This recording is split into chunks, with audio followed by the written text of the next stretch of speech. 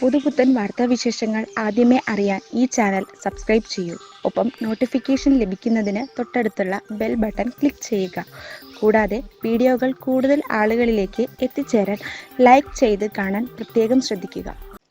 മികച്ച ഒരു ഗായികയും അഭിനേത്രിയുമാണ് മലയാളികളുടെ സ്വന്തം റിമി ടോമി.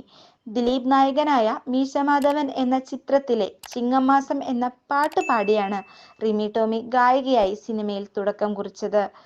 പിന്നീട് നിരവധി സിനിമകളിൽ പാടാൻ റിമിക്ക് അവസരവും ലഭിച്ചു.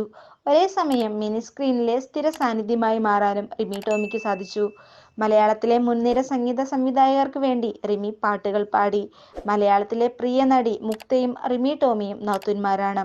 റിമിയുടെ സഹോദരനാണ് മുക്തയെ വിവാഹം ചെയ്തിരിക്കുന്നത്. റിമി ടോമിയും മുക്തയും സോഷ്യൽ മീഡിയയിൽ അങ്ങേയറ്റം സജീവമാണ്. ഇപ്പോൾ മുക്ത റിമി ടോമിയെക്കുറിച്ച് പറഞ്ഞ ചില വാക്കുകളാണ് ശ്രദ്ധ നേടുന്നത്. റിമി ടോമി മിനിസ്ക്രീനിൽ കാണുന്ന പോലെ അല്ല എന്നും നേരെ വിപരീതമാണ് സ്വഭാവമെന്നും മുക്ത പറയുന്നു.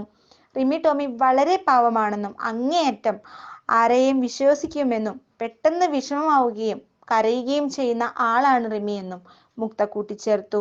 എല്ലാ നാത്തൂന്മാരെയും പോലെ അല്ല റിമിയെന്നും തന്നോട് വളരെ സ്നേഹമാണെന്നും മുക്ത പറയുന്നു.